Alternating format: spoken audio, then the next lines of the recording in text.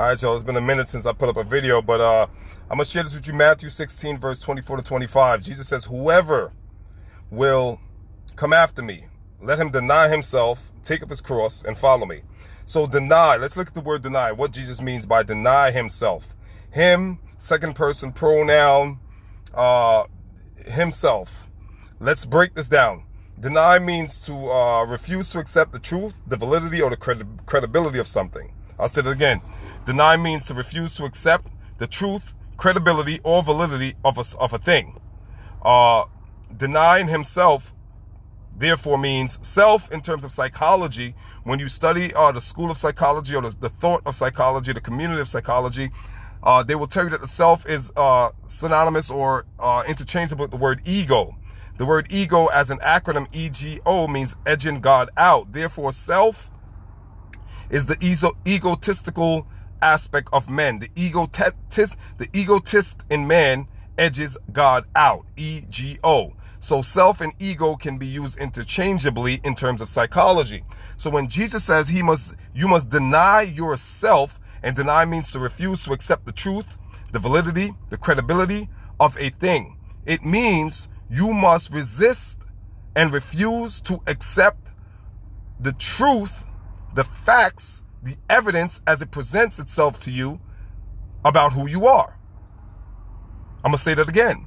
Denying yourself, therefore, means you must resist, refuse to accept the truth, the credibility, the validity, the facts, the evidence as they're presented to you about who you are. Because the self is nothing more, nothing less than a societal construct engineered by your level of education, right? If you have gone on to any academical institutions, it is also a construct of your environment in which you have found yourself, right? If it's an impoverished environment that the self has found itself in, then that self is constructed by that environment. And it is almost, if not always, that self is false. It is a lie. It is not who you are, right? It is also a result of your upbringing, your home, right? Your house that you grew up in, the conditions of said house constructed that self. So the self that you believe yourself to be is a social, it's an economical, it's an academical, it's a construct, it's an image that has been made by the matrix in which we find ourselves in. Therefore, denying the self that Jesus talks about is to refuse to believe the things, or to refuse to believe who you say you are. Sounds confusing, doesn't it? But it's not. It's deeper insights. So, refuse to accept the credibility, the validity, the truth, the evidence about who you are. Because who you are is nothing more or less than an engineered version that has been constructed and engineered, again, by the various environments you find yourself in. That self must be denied. How is that self denied is found in the said verse. And let him take up his cross and come after me. Taking up your cross means, let me explain first what the cross represents. It's symbolic, it's allegorical, it is not literal, it is a parable.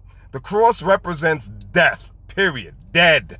That's what the cross represents. Why? Because Christ was killed on the cross. So the cross is symbolic of death. That self that is being denied, how you deny that self, you have to connect it and join it to the cross. That's what it means. Take up the cross. Take up the cross, deny the self. You combine the two. That means the self must be crucified to the cross. It must be nailed to the cross. The old version of who you believe yourself to be must be disassociated, separated, disidentified from that said self. That self, you must then take it and symbolically, metaphorically, allegorically nail it to the cross by taking up the cross, said cross. He further goes on to say, for whosoever will save his life will lose it. Saving his life means, can be transliterated, whosoever refuses to change from the old self, to crucify the old self, to take the engineered false fictitious, pretentious self, whosoever refuses to take that self, nail it to the cross, he will lose his life. The true self, which we will talk about in a second. But whosoever will lose his self will find his life. Whosoever will lose his self is translated, whosoever will crucify, will nail to the cross. That old, outdated data self, that old Windows self, that old software running on an old software self, whosoever will lose that, evolve, radically radicalize, a radical change from that self will find it, will find life. The life that you will find is this. Colossians chapter 3 says, and putting off the old man, we put on the new man. The new man is built after the knowledge and image of him that created him. The image of who you see today and who you are now is the image of the society that has created you. It's called in psychology a self-concept, which is a basket, a hodgepodge of ideas, false ideas that you believe to be true about who you are. It is a hodgepodge, a basket of ideas, of responses from others. Others respond to you this way, so you subconsciously, subliminally take this on as an identification. Others say, I am this.